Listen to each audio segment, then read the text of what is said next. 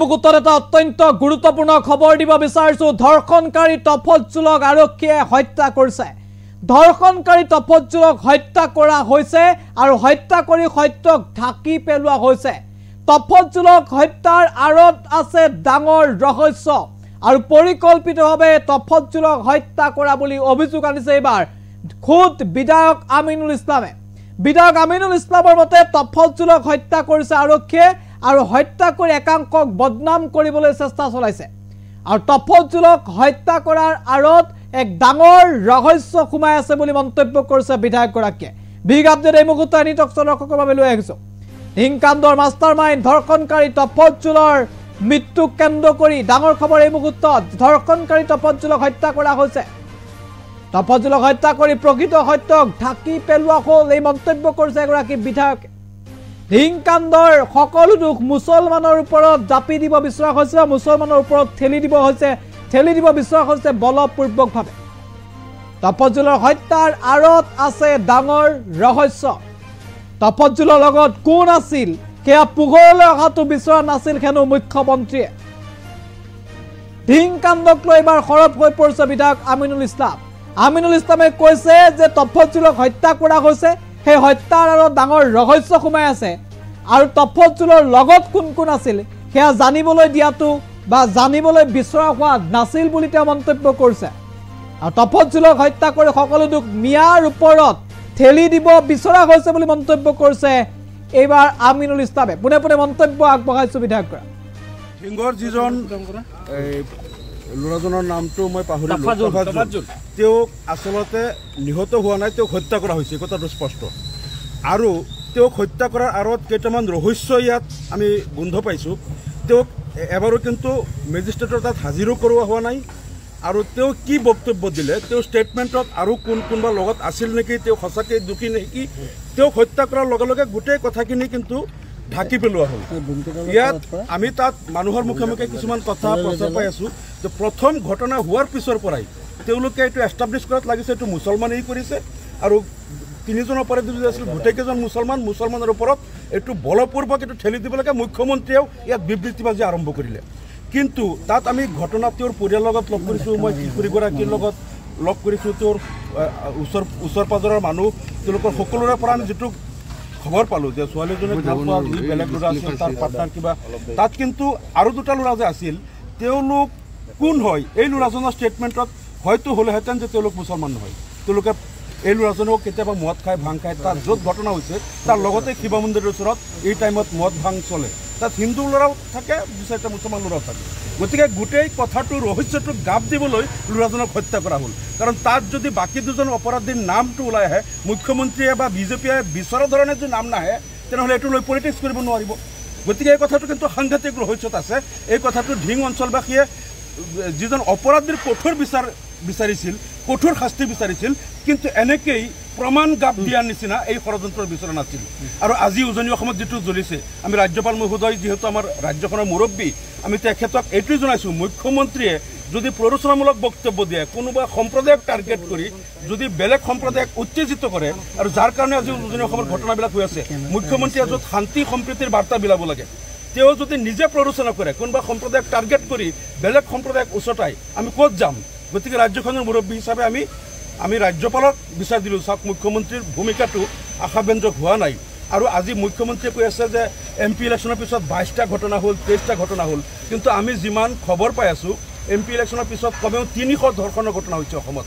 যোৱা দুদিনত 29টা ঢিঙৰ ঘটনাৰ পিছত 29টা ঘটনা অসমত হৈছে, আমি সংবাদ মাধ্যমত পাইছোঁ। তাত 4টা ঘটনাত মুছলমান অপৰাধী জড়িত, বাকীকেইটাত মুছলমান অপৰাধী নহয়, কিন্তু মুখ্যমন্ত্ৰীয়ে তাত নিমাত হৈ আছে। মুখ্যমন্ত্ৰীয়ে কাউণ্ট কৰি আছে, 22টা ঘটনা হ'ল, 23টা হ'ল, বাকী 300 ঘটনা কোন হ'ল সেইকেইটাক তেওঁৰ কাউণ্টিঙত কিয় নাহে? তেওঁ কাউণ্টিঙত মাত্ৰ 22টা 23টা কিয় কাউণ্ট কৰে? উদ্দেশ্য প্ৰণোদিতভাৱে মুখ্যমন্ত্ৰীয়ে অসমৰ 7ম পুৰুষে ঐক্য সম্প্ৰীতি বিনষ্ট কৰি অসমীয়া জাতিক আজি ধ্বংস কৰি পেলাই তেওঁ 2026 নিৰ্বাচনী বৈতৰণি পাৰ হোৱাৰ কাৰণে ষড়যন্ত্ৰ কৰিছে। ঢিঙৰ ঘটনাটোক তেওঁ মানে অচিলা হিচাপে লৈ মানে সংখ্যালঘু বিৰোধী, মুছলিম বিৰোধী এটা বাতাবৰণ ইচ্ছাপূৰ্বকভাৱে মুখ্যমন্ত্ৰীয়ে আজি সৃষ্টি কৰিছে, যিটো আমি ৰাজ্যপাল মহোদয়ক বিচাৰ দিলোঁ। তেখেতৰ হস্তক্ষেপ। ঢিঙৰ যিজন ল'ৰাজনৰ নামটো মই পাহৰিলোঁ, তেওঁক আচলতে নিহত হোৱা নাই, তেওঁক হত্যা কৰা হৈছে, কথাটো স্পষ্ট। আৰু তেওঁক হত্যা কৰাৰ আঁৰত কেইটামান ৰহস্য ইয়াত আমি গোন্ধ পাইছোঁ। তেওঁক এবাৰো কিন্তু মেজিষ্ট্ৰেটৰ তাত হাজিৰো কৰোৱা হোৱা নাই। আৰু তেওঁ কি বক্তব্য দিলে, তেওঁ ষ্টেটমেণ্টত আৰু কোনোবা লগত আছিল নেকি, তেওঁ সঁচাকৈ দোষী নেকি, তেওঁক হত্যা কৰাৰ লগে লগে গোটেই কথাখিনি কিন্তু ঢাকি পেলোৱা হ'ল। ইয়াত আমি তাত মানুহৰ মুখে মুখে কিছুমান কথা প্ৰচাৰ পাই আছোঁ যে প্ৰথম ঘটনা হোৱাৰ পিছৰ পৰাই তেওঁলোকে এইটো এষ্টাব্লিছ কৰাত লাগিছে এইটো মুছলমানেই কৰিছে। আৰু তিনিজন অপৰাধী যদি আছিল গোটেইকেইজন মুছলমানৰ ওপৰত এইটো বলপূৰ্বক এইটো ঠেলি দিব লাগে। মুখ্যমন্ত্ৰীয়েও ইয়াত বিবৃতিবাজি আৰম্ভ কৰিলে।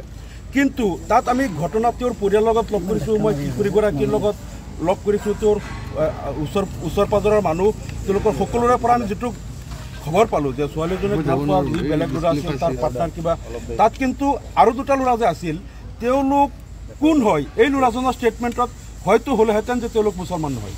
তেওঁলোকে এই ল'ৰাজনেও কেতিয়াবা মদ খায়, ভাং খায়, তাত য'ত ঘটনা হৈছে তাৰ লগতে শিৱ মন্দিৰৰ ওচৰত এই টাইমত মদ ভাং চলে, তাত হিন্দু ল'ৰাও থাকে, দুই চাৰিটা মুছলমান ল'ৰাও থাকে।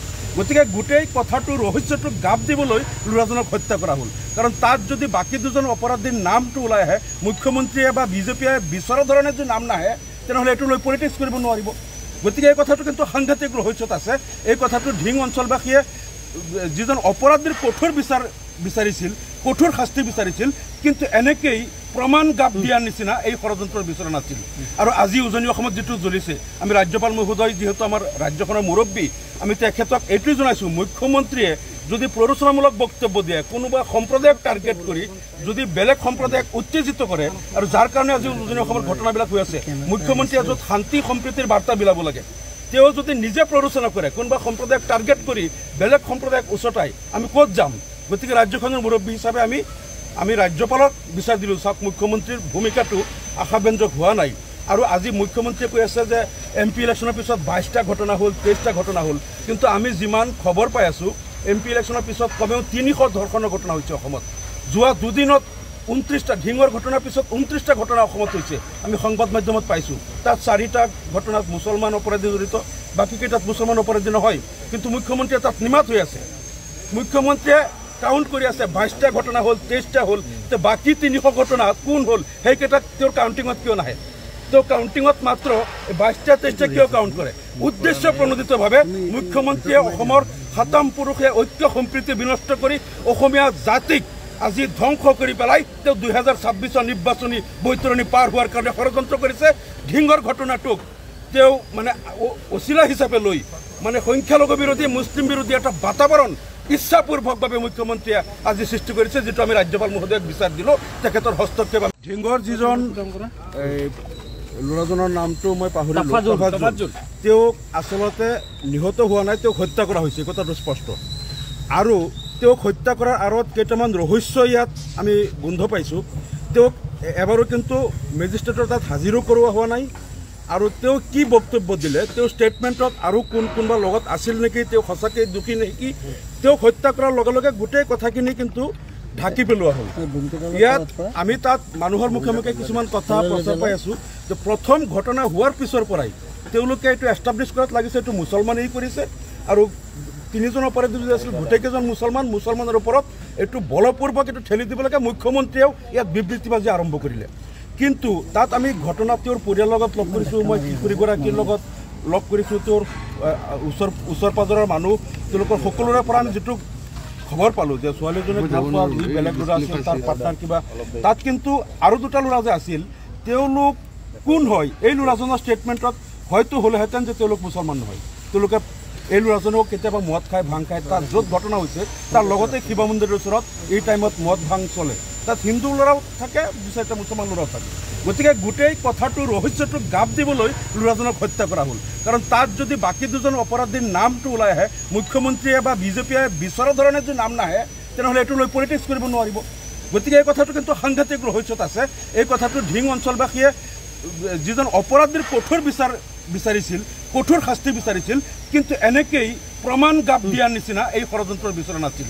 আৰু আজি উজনি অসমত যিটো জ্বলিছে, আমি ৰাজ্যপাল মহোদয় যিহেতু আমাৰ ৰাজ্যখনৰ মুৰব্বী, আমি তেখেতক এইটোৱে জনাইছোঁ, মুখ্যমন্ত্ৰীয়ে যদি প্ৰৰোচনামূলক বক্তব্য দিয়ে কোনোবা সম্প্ৰদায়ক টাৰ্গেট কৰি যদি বেলেগ সম্প্ৰদায়ক উত্তেজিত কৰে আৰু যাৰ কাৰণে আজি উজনি অসমৰ ঘটনাবিলাক হৈ আছে মুখ্যমন্ত্ৰীয়ে য'ত শান্তি সম্প্ৰীতিৰ বাৰ্তা বিলাব লাগে তেওঁ যদি নিজে প্ৰৰোচনা কৰে কোনোবা সম্প্ৰদায়ক টাৰ্গেট কৰি বেলেগ সম্প্ৰদায়ক উচতাই আমি ক'ত যাম গতিকে ৰাজ্যখনৰ মুৰব্বী হিচাপে আমি ৰাজ্যপালক বিচাৰ দিলোঁ চাওক মুখ্যমন্ত্ৰীৰ ভূমিকাটো আশাব্যঞ্জক হোৱা নাই আৰু আজি মুখ্যমন্ত্ৰীয়ে কৈ আছে যে MP ইলেকশ্যনৰ পিছত 22টা ঘটনা হ'ল 23টা ঘটনা হ'ল কিন্তু আমি যিমান খবৰ পাই আছোঁ MP ইলেকশ্যনৰ পিছত কমেও 300 ধৰ্ষণৰ ঘটনা হৈছে অসমত যোৱা দুদিনত 29টা ঢিঙৰ ঘটনাৰ পিছত 29টা ঘটনা অসমত হৈছে আমি সংবাদ মাধ্যমত পাইছোঁ তাত 4টা ঘটনাত মুছলমান অপৰাধী জড়িত বাকীকেইটাত মুছলমান অপৰাধী নহয় কিন্তু মুখ্যমন্ত্ৰীয়ে তাত নিমাত হৈ আছে মুখ্যমন্ত্ৰীয়ে কাউণ্ট কৰি আছে 22টা ঘটনা হ'ল 23টা হ'ল তে বাকী 300 ঘটনা কোন হ'ল সেইকেইটাক তেওঁৰ কাউণ্টিঙত কিয় নাহে তেওঁ কাউণ্টিঙত মাত্ৰ